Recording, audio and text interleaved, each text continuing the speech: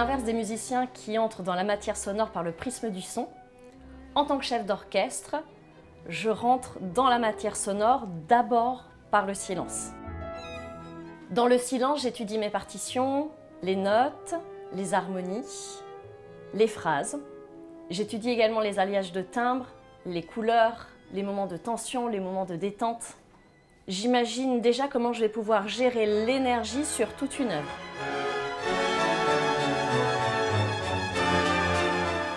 Et puis quand tous ces paramètres font partie de moi, à ce moment-là, je vais pouvoir imaginer une histoire sur laquelle je vais pouvoir déployer la musique et déployer l'interprétation.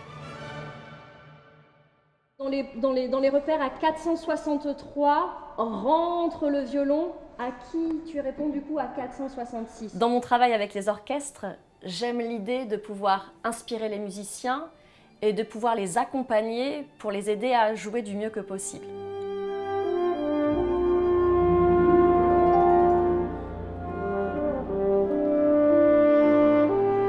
J'aspire à les guider, à les fédérer et à créer avec eux un lien organique, peut-être même symbiotique, pour pouvoir gérer du mieux possible l'imprévisibilité au cours des concerts.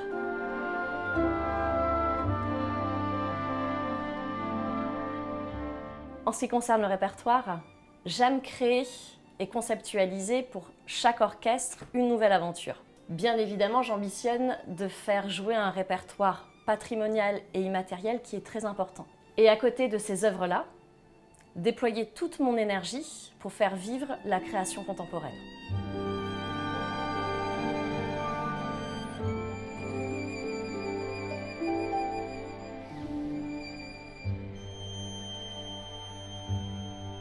Je considère qu'être une femme chef d'orchestre de nos jours, c'est une véritable chance. C'est une très très belle opportunité.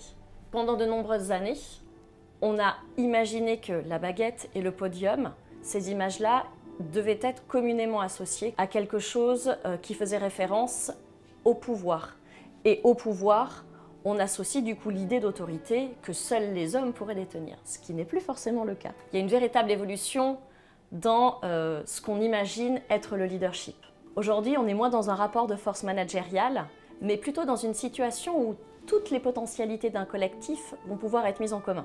Tout ceci se traduit bien évidemment dans la façon dont on travaille avec les musiciens au sein d'un orchestre. Dès lors, la mission des chefs d'orchestre consiste à faire converger toutes les personnalités, toutes les individualités d'un orchestre vers un même but, le concert.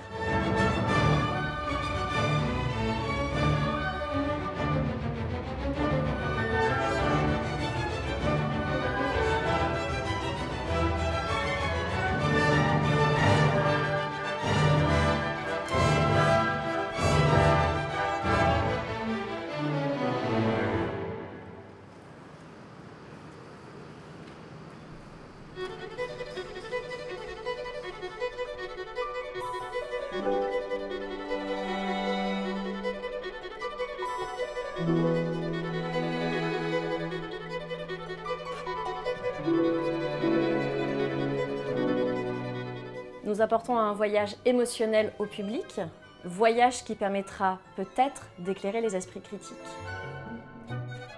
On répond à un besoin essentiel, puisque l'art est un besoin vital de l'humanité.